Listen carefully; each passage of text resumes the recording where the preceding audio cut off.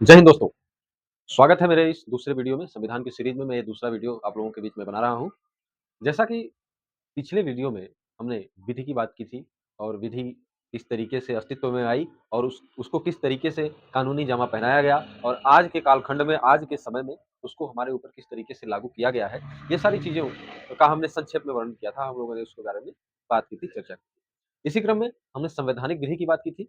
तो जैसा कि मैंने पहले बताया कि संवैधानिक विधि जो होती है, जो संवैधानिक विधि होती है दोस्तों, ये संवैधानिक विधि वे विधि होती है जिससे किसी राज्य को जिससे किसी राज्य को संचालन करने के मूल स्रोत, मूल आधार इन्हीं विधियों द्वारा प्राप्त किए जा सकते हैं। इन्हीं विधियों द्वारा वो चीजें मिलती हैं। तो संवैधानिक विधि के संवैधानिक विधि की कोई एक निश्चित परिभाषा नहीं है, इसकी कोई एक निश्चित परिपाटी नहीं है। भिन्न विद्वानों के विभिन्न मत रहे हैं। तो इन सभी जो विद्वानों का सारभूत चीज़ें जो आई, वो यही आई कि संवैधानिक विधियाँ वो विधियाँ हैं, जो किसी राज्य के संचालन में विधि निर्माण की संस्था जो होती है, विधि निर्माण की संस्था यानी कि हम कहें कि विधानमंडल, दूसरा क्या होगा कार्यपालिका यानी कि जो इन विधियों का अनुपालन कराए, कार्यपालिका और तीसरा न्यायपालिका। हमने इसकी इन इन तीनों विषयों पर हमने चर्चा की थी कि संवैधानिक विधि किसी राज्य की वो मूल विधि होती है, जो सभी विधियों का स्रोत हो और इन्हीं विधियों से शक्तियाँ प्राप्त करके विधानमंडल द्वारा नए कानून, नई विधियाँ बनाई जाती हैं और कार्यपालिका द्वारा विधानमंडल द्वारा पारित कानूनों को लागू कराया जाता है और न्यायपालिका इन दोनों के कार्यों की समीक्षा की ज़िम्मेवारी न्यायपालिका की होती है। अलग-अलग देशों में अलग-अलग तरीके हैं, अलग-अलग सिस्टम प्रयोग में लाए जाते हैं, लेकिन हमारे भारतीय न्याय प्रणाली में, भारतीय संवैधानिक प्रणाली में जिस तरीके की व्यवस्था अपनाई गई, मैं उसको केंद्र में करके इस बातों को बता रहा हूँ। तो ये चीज़ें आपको हमने पिछले वीडियो में संक्षेप में बताया है। तो आइए आज हम बात करते हैं, चूँकि हम संविधान पढ़ रहे हैं, अपने देश की विधि पढ़ रहे हैं, अपने देश का विधान पढ़ रहे हैं, जिस विधान से हम लोग शासित होते हैं, उस विधान को हम लोग पढ़ रहे हैं, यानी कि हमारा जो टॉपिक है, वो है संविधान, ठीक? तो अब चूँकि संविधान अस्तित्व में कैसे आया, हम इनकी पृष्ठभूमि में अभी हम भूमिका में हैं कि आखिर विधियाँ आई कैसे? तो संवैधानिक विधि तक हमने कल आपको बताया था। आज हम चर्चा करते हैं कि आखिर हमारा जो भारतीय संविधान बन के आया, इसके पीछे की पृष्ठभूमि क्या रही? ऐसा तो नहीं है कि अचानक तुरंत हमारी संविधान सभा बनी और तुरंत हमने संविधान बनाया। इसके पीछे की पृष्ठभूमि रही है। हमने कार्य किए, हमने अनुभव किए, गुलामी की जंजीरों को हमने झेला। इन सारी चीज़ों को समझते हुए हम भारतीय संविधान को कैसे प्राप्त किए, कैसे अंगीकृत किए और कैसे आज हम उसी संविधान के माध्यम से शासित हो रहे हैं, इन सारी चीज़ों को समझेंगे धीरे-धीरे आने वाले वीडियो में। लेकिन हम पहले संविधान की पृष्ठभूमि की बात करते हैं। तो भारत में बहुत पहले से जो नियम है, जो रूढ़ि, प्रथा, परंपराएँ, ये अस्तित्व में रही हैं। प्राचीन काल, वैदिक काल, जो इतिहास के विषय हम लोग पढ़ते हैं। वैदिक काल में विभिन्न प्रकार के वेद लिखे गए, 4 वेद हैं और पुराण लिखे गए। ये कई चीज़ें लिखी गईं। वास्तविकता में ये सारी चीज़ें जो हैं, वो नियम और कानूनों का एक संग्रह है, जो हमारे बने। बाद में कई स्मृतियाँ, भाष्य ये लिखे गए। वास्तव में इन चीज़ों को अगर हम ध्यान से देखते हैं, तो हमें पता चलता है, इनमें नियमों की बात की गई थी, विधियों की बात की गई थी और विधि द्वारा किस बा मन मानवीय समाज को किस तरीके से एक सूत्र में पिरोया जाए और कैसे एक उत्कृष्ट समाज की कल्पना की जाए, वही चीज़ें हमारे प्राचीन काल से, हमारे वैदिक काल से वो चीज़ें धीरे-धीरे चलती आ रही हैं। लेकिन उन सारी चीज़ों में एक कमी रही और वो कमी ये रही कि हम किसी चीज़ को सर्वसम्मति से उस चीज़ को प्रस्ताव द्वारा पारित नहीं करते थे। जो चीज़ें आचरण, आचार, व्यवहार इन चीज़ों में अच्छी लगती थी, हम मुनियों, मनीषियों द्वारा उन चीज़ों को ग्रहित किया गया और उसपे उनका जो भी अपना प्रैक्टिकल प्रयास रहा, जो भी अपनी ख्यातियाँ रहीं, उनको उन्होंने उसमें डाला और फिर चीज़ें चलने लगी। चूँकि मानवीय समाज उस समय इतना बुद्धिजीवी भी नहीं था, जैसा कि आज हम आर्टिफ़िशियल इंटेलिजेंस के ज़माने में जी रहे हैं, इंटरनेट 5G के ज़माने में जी रहे हैं। तो ये सारी चीज़ें नहीं थी। तो हम संवैधानिक लोकतंत्र में जब हम आते हैं, डेमोक्रेसी में, चूँकि हम जानते हैं कि इंग्लैंड जो है, यानी जो इंग्लैंड था, सबसे पहले अगर विधि किसी देश में उत्पन्न हुई, तो वो था देश कौन-सा था? इंग्लैंड। सबसे पहले संसदीय प्रणाली सबसे पहले संसदीय प्रणाली की व्यवस्था जो संकल्पना जो की गई, वो इंग्लैंड में की गई। तो चूँकि इन लोगों ने इन चीज़ों का आविष्कार कर लिया था, इन चीज़ों को इन्होंने अपने विचार में ले आया, तो वही चीज़ें क्योंकि ब्रिटेन का दुनिया के लगभग अधिकांश देशों पर औपनिवेश रहा, शासन रहा, तो धीरे-धीरे ये चीज़ें यहाँ की जो पार्लियामेंट्री व्यवस्था थी, वो धीरे-धीरे करके उन औपनिवेशिक राज्यों पर भी अपनी छाप छोड़ना शुरू कर दी। जैसा कि हम जानते हैं कि सन 1600 के आसपास ब्रिटिश भारत आए। और इन्होंने ये इनका जो मूल उद्देश्य था वो व्यापार रहा। व्यापार के उद्देश्य से ये भारत आए। वो अलग बात है कि बाद में यहाँ के विविधताओं को, बाद में यहाँ के लोगों के आपसी सामंजस्य को सही तरीके से नहीं बिठाने के कारण इन लोगों को मौका मिला और धीरे-धीरे अपनी फूट डालो, राज करो और चापलूसी अन्य चीज़ें करते-करते और ये व्यापारी से शासक वर्ग में तब्दील हो गए। तो ये तो इतिहास की बातें हैं। लेकिन हमारे भारत में यदि मूल रूप से कहा जाए तो हमारे भारत में संवैधानिक विधि हमारे संविधान की जो पृष्ठभूमि है, वो शुरू होती है 1726 सन 1726 के एक राजलेख के द्वारा। ये 1726 का राजलेख क्या था? जैसा कि हम जानते हैं कि अंग्रेजों के अधीन मूल रूप से बंगाल, मद्रास और बंबई जैसे प्रांत रहे। 1726 में ब्रिटेन के सम्राट द्वारा एक राजलेख भारत के लिए भेजा गया। राजलेख मतलब एक चार्टर। वो अधिनियम नहीं था, वो एक्ट नहीं था, वो चार्टर था जो इंग्लैंड के सम्राट द्वारा लिखित भेजा गया। कहाँ? भारत। किसके लिए? कंपनी के लिए। और इस कंपनी का जो क्षेत्र था, जो व्यापारिक क्षेत्र था, उस क्षेत्र में न्याय प्रणाली की स्थापना, मूल रूप से न्याय प्रणाली की स्थापना और गवर्नर जनरल की शक्तियों को की शक्तियों में कुछ वृद्धि करना, इन सारी चीजों के लिए ये चार्टर आया। तो आइए हम पृष्ठभूमि में सबसे पहले बात करेंगे सन 1726 का राजलेख। ये हमारे संविधान की शुरुआत का यहीं से लगभग शुरू हो जाती है। एक संसदीय प्रणाली द्वारा किस तरीके से नियम, कानून इम्प्लीमेंट किए जाते हैं, किस तरीके से गवर्न किया जाएगा, किस तरीके से चीज़ें लाई जाती हैं अस्तित्व में, ये इस चार्टर द्वारा सबसे पहले हमारे देश में शुरू किया गया। इस चार्टर के अंतर्गत क्या था? इससे पहले भी कुछ चीज़ें थीं, लेकिन मूल रूप से यहीं से न्यायालयिक व्यवस्था शुरू हो जाती है। तो पहले क्या था कि इस चार्टर इस चार्टर इस राजलेख के अंतर्गत सबसे पहले क्या था कि बंबई और कलकत्ता में, कहाँ-कहाँ? बंबई और कलकत्ता, कलकत्ता। इन दोनों जगहों पे क्या किया गया कि मेयर कोर्ट की स्थापना की गई। की स्थापना की गई। इनका जो प्रशासन सौंपा गया, मेयर कोर्ट की स्थापना के बाद इनका प्रशासन सौंपा गया मेयर को और एल्डरमैन, एल्डरमैन।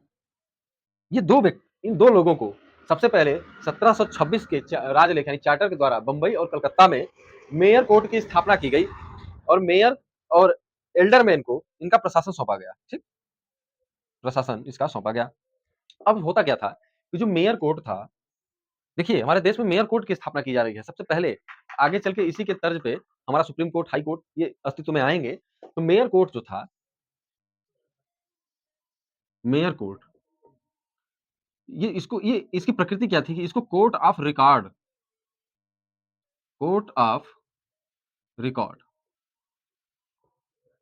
इसको कोर्ट ऑफ रिकॉर्ड की संज्ञा प्राप्त थी। अब कोर्ट ऑफ रिकॉर्ड का मतलब ये होता है कि ये न्यायालय जो है, ये कोर्ट जो है, यदि इसके आदेशों की, इसके निर्देशों की यदि अवहेलना की जाती है, तो ये अवमानना की कार्रवाई करने की शक्ति खुद इसके पास थी। ये वो शक्तियाँ कर सकता है। जैसे आज हमारे देश में हमारे हाई कोर्ट है और हमारा सुप्रीम कोर्ट है, इन दोनों को कोर्ट ऑफ रिकॉर्ड कहा जाता है। कहाँ कहा जाता है? संविधान के अनुच्छेद 129 के अंतर्गत सुप्रीम कोर्ट को और अनुच्छेद 215 के अंतर्गत हाई कोर्ट को। ये कोर्ट ऑफ रिकॉर्ड होते हैं दोस्तों।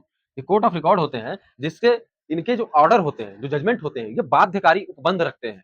किसी के ऊपर सुप्रीम कोर्ट की मान लीजिए कोई रूलिंग आ जाती है, वो रूलिंग जो है सभी अधीनस्थ न्यायालयों, सभी कार्यपालिकीय व्यवस्थाओं पर ये बाध्यकारी उपबंध रखते हैं। इन्हीं के अनुसार वो कार्य किए जाएँगे, इनके जो आदेश होंगे, ये सुप्रीम कोर्ट के आदेश के अनुसार। यदि नहीं किए जाते हैं, तो चूँकि सुप्रीम कोर्ट अनुच्छेद 129 के अंतर्गत इसको कोर्ट ऑफ रिकॉर्ड, जो यही जो मेयर कोर्ट को जो शक्ति प्राप्त थी, वही शक्ति इसको प्राप्त है हमारे सुप्रीम कोर्ट को। वर्तमान समय में ये अवमानना की कार्यवाही कर सकता है। और 2 आर्टिकल वर्तमान हमारे संविधान के आर्टिकल 215 के अंतर्गत हाई कोर्ट को भी यही शक्तियाँ प्राप्त हैं। हाई कोर्ट के भी आदेश, जजमेंट, निर्देश जो भी होते हैं, ये अधीनस्थ न्यायालयों पर बाध्यकारी उपबंध रखते हैं। तो अगर कोई उनके निर्णय को नहीं मानता है या अवमानना करता है, तो हाईकोर्ट को, चूँकि कोर्ट ऑफ रिकॉर्ड है, अवमानना की कार्रवाई की शक्ति इन्हें प्राप्त होती है। तो mayor court, court of record होता था और इसको अपने अवमानना की शक्ति थी। ये अवमानना की कार्रवाई कर सकता था अपने आदेशों के उल्लंघन पर।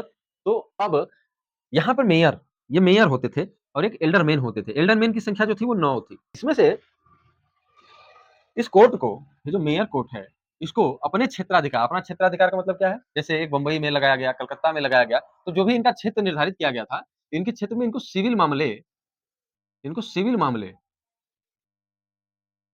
सिविल प्रकार के मामलों को सुनने का इनको अधिकार प्राप्त था। इनको क्या था? सिविल मामले सुनने का अधिकार प्राप्त था। 1726 के राजलेख यानी चार्टर के द्वारा इनको सिविल मामले सुनने का अधिकार था। और आपराधिक मामला कौन सुनता था? आपराधिक मामला सुनता था गवर्नर और उनकी काउंसिल। गवर्नर और उसकी काउंसिल ये सुनते थे आपराधिक मामला। छोटे-छोटे मामलों में इनको किसी अभियुक्त को गिरफ्तार व दंड देने की शक्ति थी। और जो ये गवर्नर और इनकी काउंसिल जो होती थी दोस्त साथियों, इनको विधि बनाने की शक्ति प्रदान थी। विधि बनाने की अनन्य शक्ति इनके अधीनस्थ थी। तो ये 1726 का राजलेख इनको इतनी पावर देता था। हमारे बंबई और कलकत्ता में मेयर कोर्ट की स्थापना की गई। Mayor court, court of record होता था। सिविल मामले सुनने के अधिकारी का अधिकार मेयर कोर्ट को होता था। आपराधिक प्रकृति के मामले गवर्नर जनरल और उसकी काउंसिल सुनती थी। ये अभियुक्त को गिरफ्तार करने और उसको दंड देने की अनन्य शक्तियां इस गवर्नर जनरल को प्राप्त थी। इस चार्टर द्वारा जो 1726 का राजलेख है, इसी चार्टर के द्वारा आपराधिक मामले सुनने की शक्ति जो थी वो गवर्नर जनरल और उसकी परिषद को थी। ठीक है? आपराधिक प्रकृति के मामले की सुनवाई करने का जो अधिकार था वो गवर्नर जनरल और उसकी काउंसिल को था। और इसकी सुनवाई करने के लिए इसके पास एक जूरी हुआ करती थी। ये भी हमारे इस 1726 के चार्टर के द्वारा ही ये जूरी बनाई गई थी गवर्नर जनरल और उनकी परिषद की मदद के लिए। इसको कहते थे, इनको बोलते थे justice of peace. Justice of peace के रूप में नियुक्त किया गया आपराधिक मामले की सुनवाई के लिए। ठीक?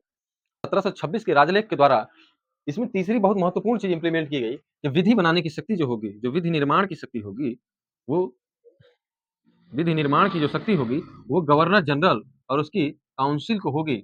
और विधि बनाने के लिए केवल 2 प्रकार की शर्तें गवर्नर जनरल और उसकी काउंसिल को दी गई थी। और जिनमें पहली शर्त ये थी कि जो आंग्ल विधि, जो इनकी विधि बने, जो ये विधि बनाएंगे, वो आंग्ल विधि के विरुद्ध नहीं होना चाहिए। ठीक?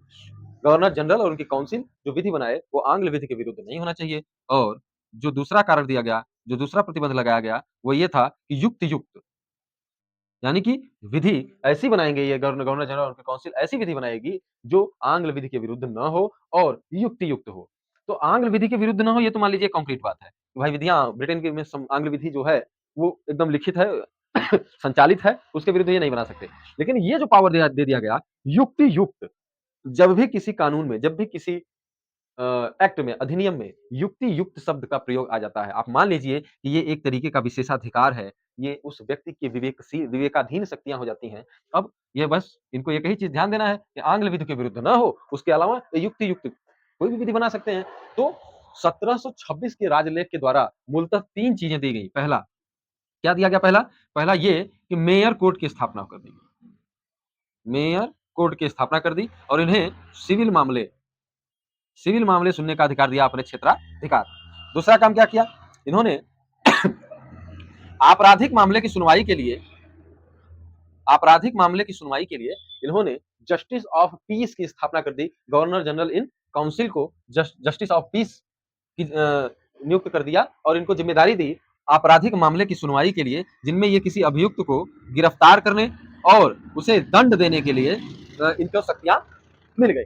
और तीसरा काम इन्होंने ये किया कि ये सारी चीजें करने के लिए विधि कहां से बनेगी? तो विधि कौन बनाएगा? गवर्नर जनरल और उसकी काउंसिल को विधि बनाने की अनन्य शक्तियां इस चार्टर के द्वारा प्रदान कर दी गई।